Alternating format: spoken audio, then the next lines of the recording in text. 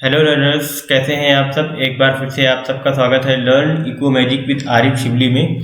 जैसा कि आप सब जानते हैं कि हम यहाँ पर NTA UGC net JRF paper 1 की तैयारी करते हैं और हम कम्युनिकेशन सीरीज का दूसरा लेक्चर आपके लिए लेकर के आ चुके हैं। और मैं आपको बता दूं कि इससे पहले हमने रिसर्च एप्टीट्यूड को इन डिटेल कवर किया है। अगर आपने हमारे प्रीवियस लेक्चर ना देखे हों और आप शुरू से बिल्कुल पढ़ना चाहते हो रिसर्च एप्टीट्यूड, अगर आपने कभी सुना भी ना हो कि रिसर्च एप्टीट्यूड क्या है, तो हमारे प्रीवियस लेक्चर्स देख लीजिए। आपको एक अंडरस्टैंडिंग बनाने में काफ़ी हेल्प करेंगे वो लेक्चर्स।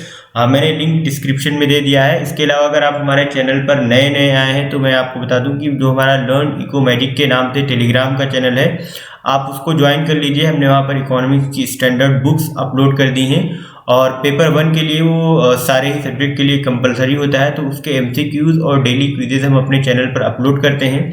और UGC net JRF exam, assistant professor, PGT और पीएचडी एंट्रेंस से रिलेटेड जो पीडीएफ होती हैं वो भी हम अपलोड करते हैं वहाँ पे। और गाइस, जो हमारा इंस्टा का अकाउंट है लर्न इको मैजिक के नाम से, हम वहाँ पर notification, motivational quotes, fun facts और शॉर्ट नोट्स अपलोड करते हैं। तो आप हमारे इंस्टा के अकाउंट को भी फॉलो कर लीजिए। एक बार हम देख लेते हैं कि जो हमारा कम्युनिकेशन का सिलेबस है वो क्या है एनटीए यूजीसी नेट जेआरएफ के एग्जाम के लिए। तो अगर हम बात करें कम्युनिकेशन के सिलेबस के लिए, तो इसमें सबसे पहले कम्युनिकेशन की meaning, types, characteristics of communication, ये कुछ मेन चीज़ें हैं। आज हम टाइप्स के ऊपर बात करेंगे, मीनिंग और कैरेक्टरिस्टिक्स पर बात कर चुके हैं। फिर उसके बाद इसमें effective communication, verbal, non verbal, intercultural and group communication, classroom communication, ये कुछ चीज़ें हैं। बैरियर्स टू इफेक्टिव कम्युनिकेशन भी है। और हम मास मीडिया एंड सोसाइटी के बारे में भी बात करेंगे। जैसा कि आप यहाँ पे देख सकते हैं कि मैंने एक इसका टेंटेटिव शेड्यूल बनाया हुआ है कि किस तरह से हम टॉपिक्स को कवर कर रहे होंगे। आज का लेक्चर मिस हो गया था जो 26 तारीख का था। मैं इसको कवर करने की कोशिश करूंगा कि किसी दिन 2 लेक्चर अपलोड कर दूं। तो ये जो टाइप्स ऑफ कम्युनिकेशन है, इसका जो फर्स्ट लेक्चर है हम इसके बारे में बात करेंगे, क्योंकि ये थोड़ा सा टॉपिक बड़ा है, वीडियो बड़ी हो जाएगी, तो इस वजह से मैंने इसको 2 पार्ट्स में कर दिया है। आज हम बात करेंगे टाइप्स ऑफ कम्युनिकेशन के बारे में, फिर जो अदर टॉपिक्स हैं आने वाले लेक्चर्स में हम उनके ऊपर भी बात करेंगे। अगर हम बात करें कि टाइप्स ऑफ कम्युनिकेशन यानी कि कितने टाइप्स होते हैं कम्युनिकेशन के या कितने तरह के होते हैं, तो कम्युनिकेशन को अलग अलग बेसिस पर क्लासिफाई किया गया है या उसका डिवीज़न किया गया है। अगर हम रिलेशनशिप के एलिमेंट पर बात करें तो इसमें कुल 4 तरह का डिवीज़न किया गया है कम्युनिकेशन का। जैसे एक इंट्रापर्सनल कम्युनिकेशन हो गया, एक इंटरपर्सनल कम्युनिकेशन, एक ग्रुप कम्युनिकेशन, एक मास मीडिया कम्युनिकेशन। तो ये जो डिवीज़न किया गया है रिलेशनशिप एलिमेंट के बेस पे किया गया है क्लासिफिकेशन कम्युनिकेशन का। अगर हम बात करें डायरेक्शन की बेस पे, दिशा की बेस पे, तो दिशा के बेस पे या डायरेक्शन के बेस पे 3 तरह से डिवाइड किया गया है कम्युनिकेशन को। एक वर्टिकल कम्युनिकेशन रहता है, एक लेटरल या इसको हॉरिजॉन्टल कम्युनिकेशन भी बोलते हैं, और एक होता है डायगोनल कम्युनिकेशन। तो ये 3 टाइप्स ऑफ कम्युनिकेशन है मेनली डायरेक्शन के बेस पे। और अगर हम बात करें कि चैनल के बेस पे कम्युनिकेशन को कितने पार्ट्स में डिवाइड किया गया है, तो चैनल के बेस पे कम्युनिकेशन को 2 पार्ट्स में डिवाइड किया गया है, verbal communication and non verbal communication. ये आपने काफ़ी नाम सुना होगा, verbal communication and non verbal communication. हम इन डिटेल में इन सब चीज़ों को कवर करेंगे कि कौन कौन से फीचर्स हैं, कौन कौन से एलिमेंट्स हैं, क्या क्या मेजर चीज़ें आती हैं वर्बल और नॉन वर्बल कम्युनिकेशन में। अगर हम बात करें कि पर्पस और स्टाइल के बेस पे कम्युनिकेशन कितने तरह का होता है, तो इसमें भी मेनली फॉर्मल कम्युनिकेशन होता है और इनफॉर्मल कम्युनिकेशन होता है। तो 2 टाइप के कम्युनिकेशन होते हैं पर्पस और स्टाइल के बेस पे।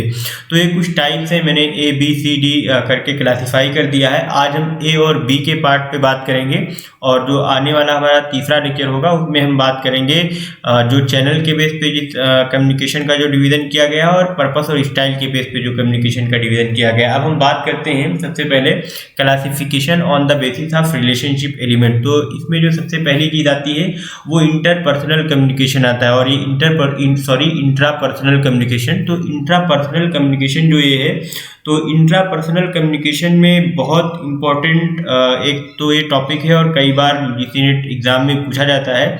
तो आप इसके नाम से समझ सकते हैं कि जो इंट्रापर्सनल कम्युनिकेशन है ये एक इंडिविजुअल के अंदर होता है, यानी एक इंडिविजुअल जो होता है वो खुद से बात कर रहा होता है या खुद की बात सुन रहा होता है। जैसे कि एक छोटी सी इमेज मैंने लगाई हुई है, इसमें कोई एक लड़का है छोटा सा, वो एक शीशे में अपने आप को देख के वो खुद से बातें कर रहा है, और इसमें इंसान खुद को अपने आप से रिलेट करता है और खुद ही वो जितनी भी चीज़ें होती हैं रिफ्लेक्ट करता है, या जब मेडिटेशन कर रहा होता है तो वो खुद से बात कर रहा होता है, इवन जब वो गॉड से बात कर रहा होता है तो वो भी एक पार्ट होता है इंट्रापर्सनल कम्युनिकेशन का।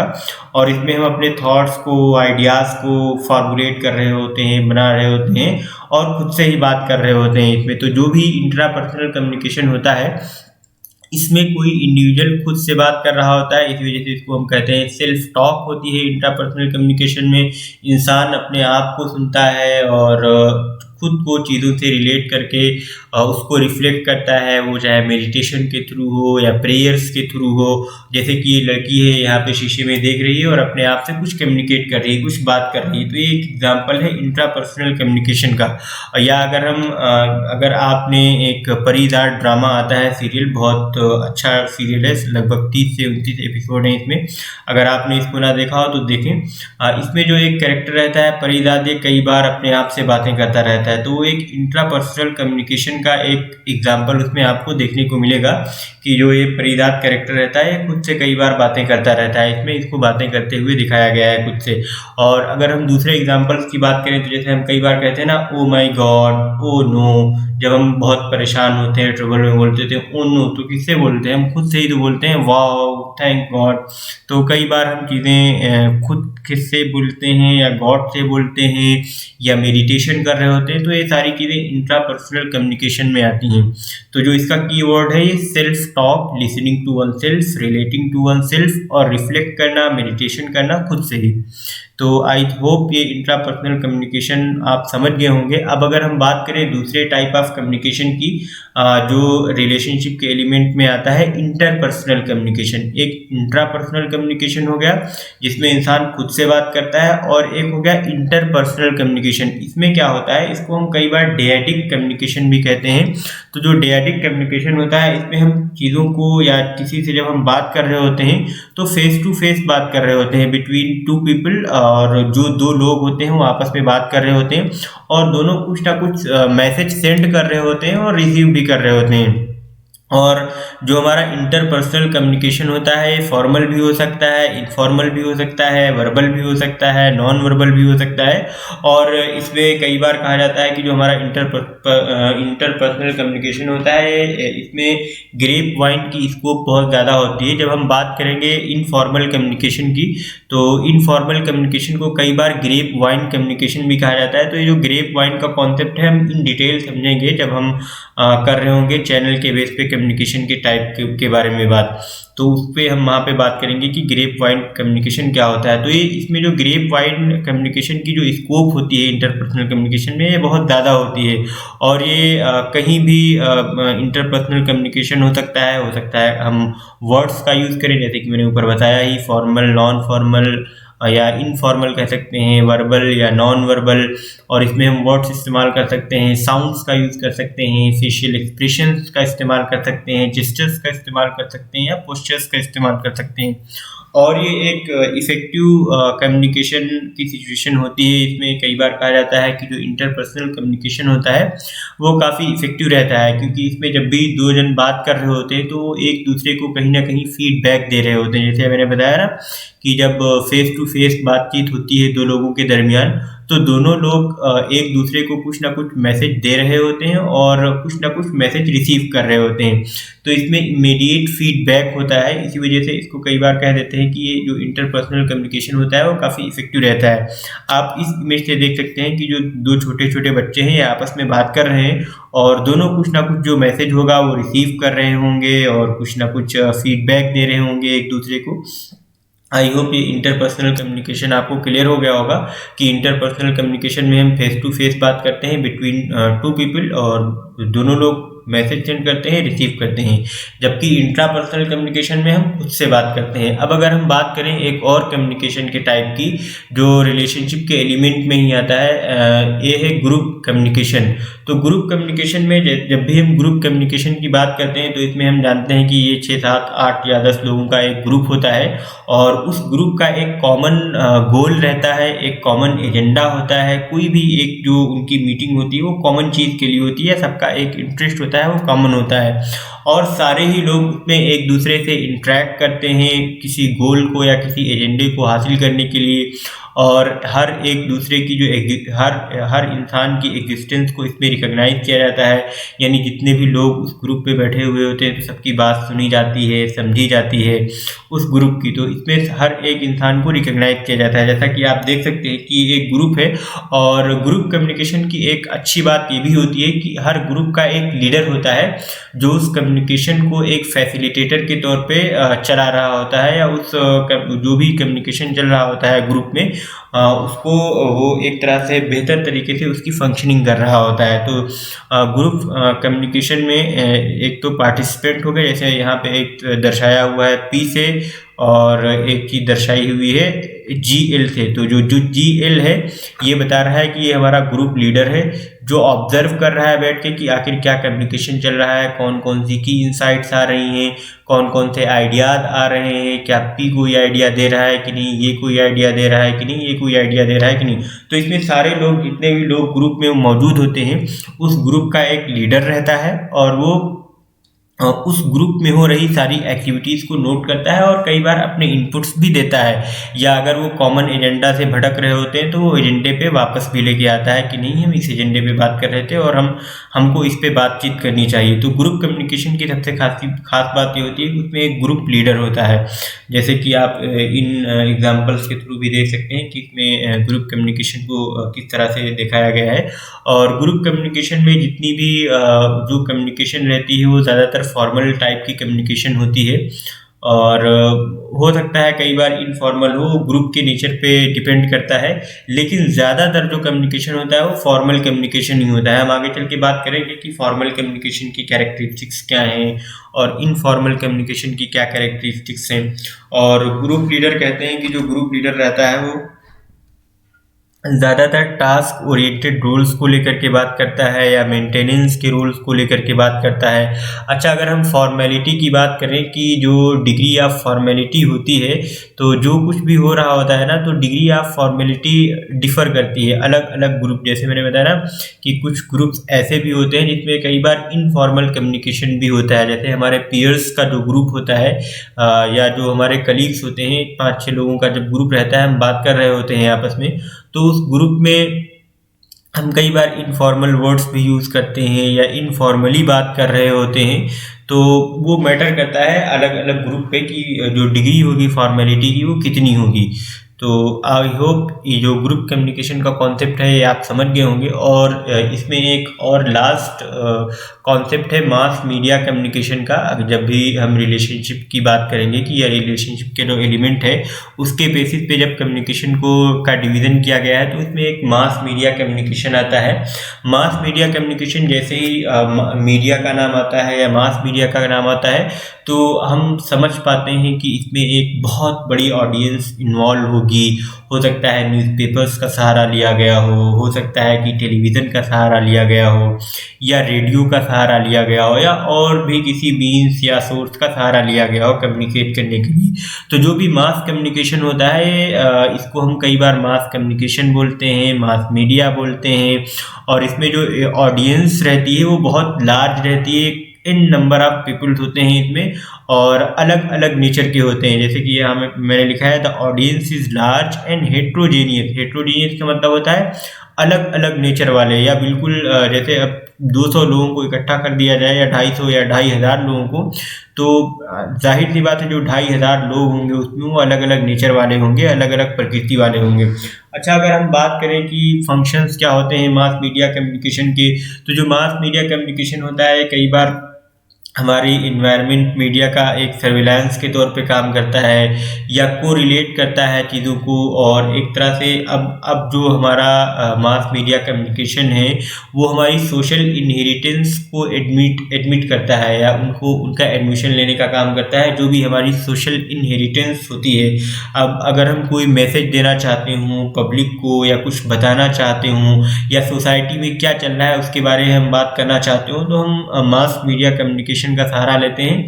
हम कोई न्यूज़पेपर में लगा देते हैं या यूट्यूब पे या कोई न्यूज़ चैनल पे हम दे देते हैं कोई भी इंफॉर्मेशन, वो पूरे एक तरह से पूरे रीजन में या जितने भी लोग होते हैं उनके पास वो पहुंच जाती है। तो एक जो लार्ज ऑडियंस होती है उसको एड्रेस करने के लिए हम मास मीडिया कम्युनिकेशन का यूज़ करते हैं। और जो इसमें the source is an institution और ए ग्रुप ऑफ पीपल, और इसमें जो सोर्स होता है वो एक इंस्टीट्यूशन का होता है या ग्रुप ऑफ पीपल का होता है। अच्छा, इसमें कई तरह के जो होते हैं वो मैकेनिज्म भी यूज़ होते हैं इंफॉर्मेशन को रिप्रोड्यूस करने के लिए, और इसको हम कई बार ना मेडिएटेड कम्युनिकेशन भी कहते हैं। तो हमको इस चीज़ को जो कुछ कीवर्ड्स आते हैं उनको भी समझने और याद करने की ज़रूरत है कि जो हमारा मास मीडिया कम्युनिकेशन है वो उसको हम बोलते हैं मेडिएटेड कम्युनिकेशन। मैं यहाँ पे हाईलाइट कर दे रहा हूँ इसको, मेडिएटेड कम्युनिकेशन को। तो जो हमारा मास मीडिया कम्युनिकेशन है इसको हम मेडिएटेड कम्युनिकेशन भी कहते हैं या सिर्फ हम इसको मास मीडिया भी कह देते हैं। तो जो चैनल्स जो होते हैं मास मीडिया कम्युनिकेशन के लिए उनको हम मास मीडिया कम्युनिकेशन कहते हैं।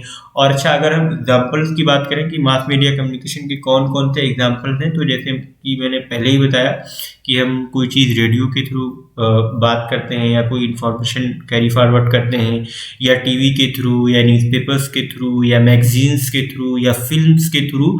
और ज़रूरी नहीं है कि वो कोई मीडिया हो, वो इलेक्ट्रॉनिक मीडिया हो या फिर प्रिंट मीडिया हो, कई बार दोनों मीडिया भी हो सकता है। तो आई होप जो मास मीडिया का कॉन्सेप्ट है वो आप समझ पाए होंगे।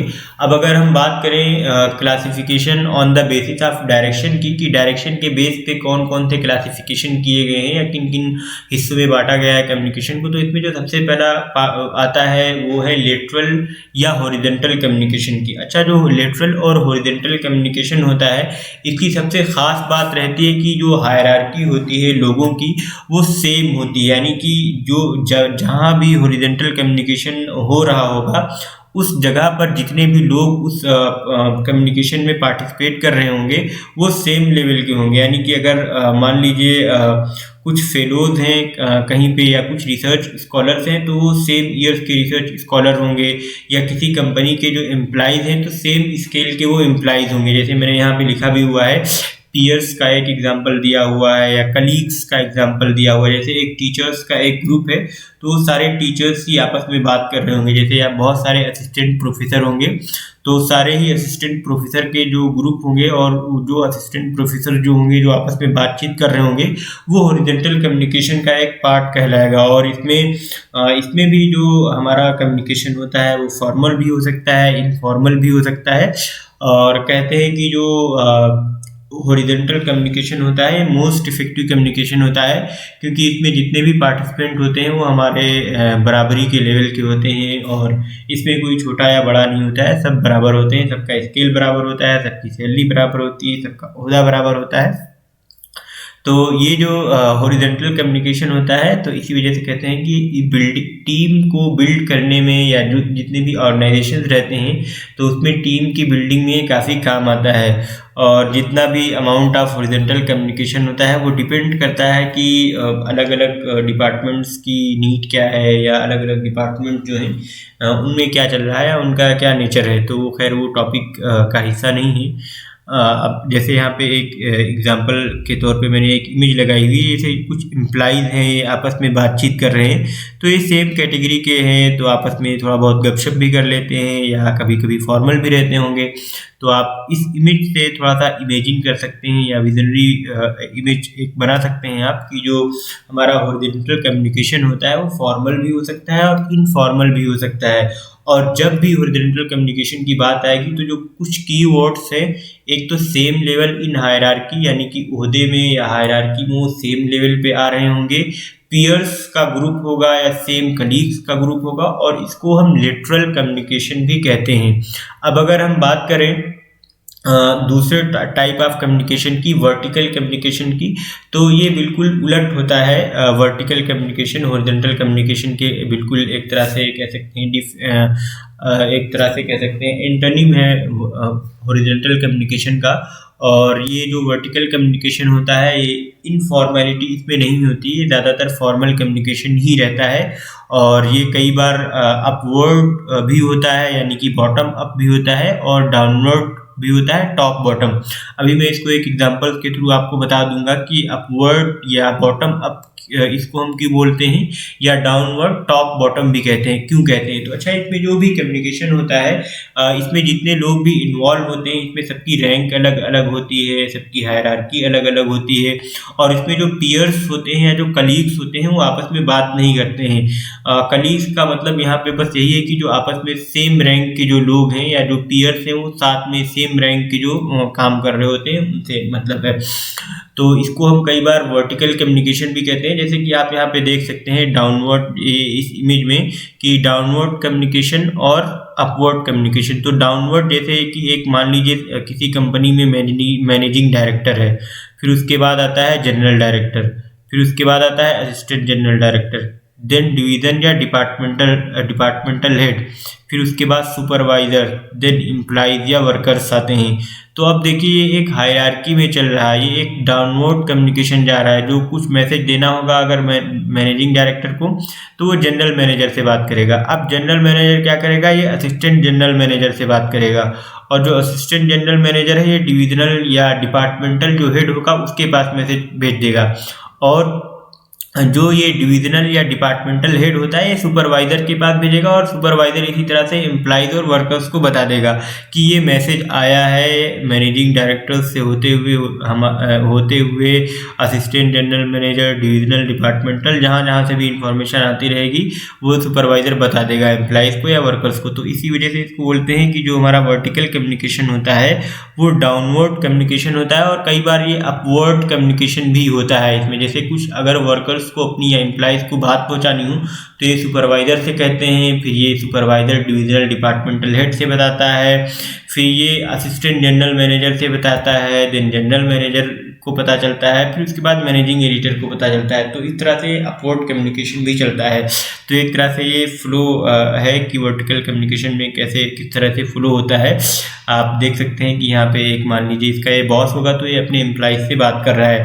अच्छा, अगर हम इसके इस एडवांटेजेस और डिसएडवांटेजेस की बात करें तो वर्टिकल कम्युनिकेशन के जो एडवांटेजेस हैं कई सारे की इफेक्टिव डिसीजन मेकिंग में काफ़ी हेल्प करता है, और पॉलिसीज़ को या प्लान्स को एक्सप्लेन करने में काफ़ी हेल्प करता है, और ऑर्गेनाइजेशंस में या इंस्टीट्यूट्स में डिसिप्लिन बनाए रखने में काफ़ी हेल्प करता है ये वर्टिकल कम्युनिकेशन होता है।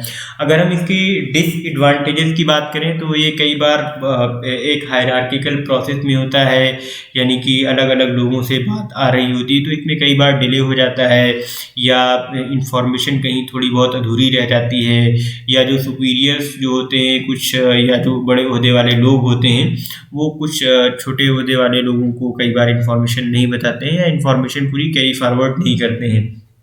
तो ये पूरा था वर्टिकल कम्युनिकेशन के बारे में। अब हम लास्ट कम्युनिकेशन के टाइप जो है उसके बारे में बात कर लेते हैं कि जो हमारा डायगोनल कम्युनिकेशन है वो क्या है। तो अच्छा, डायगोनल कम्युनिकेशन जो होता है एक तरह से हाइब्रिड की सिचुएशन होती है। इसमें ये वर्टिकल और हॉरिजॉन्टल कम्युनिकेशन दोनों का मिक्सअप होता है, और इसमें इसको हम कह सकते हैं कि कई बार ये इसको इसी वजह से क्रॉस कम्युनिकेशन भी बोल दिया जाता है, और डायगोनल कम्युनिकेशन भी कई जगहों पे इफेक्टिव माना जाता है, या हायरार्किकल बिल्डिंग्स इसमें जो रिमूव कर दी जाती हैं, और एक फ्री फ्लो होता है इंफॉर्मेशन का, और इसमें कोई ख्याल नहीं रखा जाता है कि आप किस पोजीशन पे हैं या किस स्टेटस पे हैं। अगर एम्प्लॉइज़ को डायरेक्ट जनरल मैनेजर से बात करनी है तो वो कर सकते हैं। और जो ये हमारा डायगोनल कम्युनिकेशन होता है फैसिलिटेट करता है रिलेशनशिप को बिल्ड करने में, बॉन्डिंग बनाने में सुपीरियर्स के बीच में और सबऑर्डिनेट्स के बीच में। और इसमें एक डायरेक्ट डायलॉग होता है between employees of different rank who are not in the same chain of command. जैसे कि मैंने बताया भी कि जो एम्प्लॉइज होते हैं वो डायरेक्ट अपने मैनेजर से बात कर सकते हैं, या जनरल मैनेजर से बात करते हैं, या जिससे भी बात करना चाहें। अगर हम एग्जांपल इसका देखें तो जैसे जो सॉफ्टवेयर डेवलपर जो होता है वो किसी मार्केटिंग मैनेजर से जाके बात कर सकता है, क्योंकि उसको हो सकता है कि नीड हो प्रोडक्ट के बारे में समझने की, या प्रोडक्ट की पोजीशनिंग क्या है, प्रोडक्ट के और कौन कौन से फीचर्स हो सकते हैं। तो जो सॉफ्टवेयर डेवलपर होता है वो कई बार कोलैबोरेट कर सकता है मार्केटिंग मैनेजर्स के साथ। अच्छा, इसके अगर हम और भी कुछ एग्जांपल देखें तो मान लीजिए कई बार जो हमारा मैनेजर फाइनेंस होता है, जो मैनेजर ऑफ फाइनेंस होता है वो प्रोडक्शन सुपरवाइजर से बात कर लेता है, या जो प्रोडक्शन मैनेजर होता है वो असिस्टेंट मैनेजर से बात कर लेता है, या जो officer of finance finance department होता है वो कई बार असिस्टेंट मैनेजर प्रोडक्शन से बात कर लेता है। तो इसमें लोग एक दूसरे से बात कर सकते हैं कहीं पर भी जाने के बजाय। जैसे एम्प्लॉइज़ को अपने सुपरवाइज़र के पास जाने की ज़रूरत नहीं है कि अगर उसको किसी एम्प्लॉय को मैनेजर तक अपनी बात पहुंचानी हो। तो ये डायगोनल कम्युनिकेशन का एक पार्ट है और इसको हम क्रॉस कम्युनिकेशन भी कहते हैं। आई होप ये आपको क्लियर हो गया होगा। और ये आप ये इमेज देख सकते हैं हॉरिजॉन्टल कम्युनिकेशन की कि सेम रैंक के लोग हैं, वर्टिकल कम्युनिकेशन में सेम हायरार्की है, डायगोनल कम्युनिकेशन में जिससे जिसको बात करनी हो जाके बात कर सकता है। तो इस इमेज को भी आप देख करके थोड़ा सा रिफ्लेक्ट कर सकते हैं कि हॉरिजॉन्टल, वर्टिकल और डायगोनल कम्युनिकेशन क्या है। तो thank you so much guys, आज के लेक्चर में बस इतना ही था। और एक बार फिर से आप सबका बहुत बहुत शुक्रिया हमारे चैनल पर आने के लिए। अगर आपने हमारे चैनल को सब्सक्राइब ना किया हो तो प्लीज़ सब्सक्राइब कर लें और नेक्स्ट वीडियो में हम टाइप्स ऑफ कम्युनिकेशन को कंटिन्यू रखेंगे। और प्लीज़ एक बार फिर से आप सबसे रिक्वेस्ट है कि प्लीज़ लाइक करें, शेयर करें, सब्सक्राइब करें, कमेंट करें। और अगर आपने नोटिफिकेशन बिल को प्रेस ना किया हो तो प्लीज़ प्रेस कर लें ताकि हमारी वीडियो का नोटिफिकेशन आपको सबसे पहले मिले। आप हमारा जो टेलीग्राम का चैनल है उसको सब्सक्राइब करना ना भूलें और इंस्टा के अकाउंट को ज़रूर फॉलो करें। Best of luck.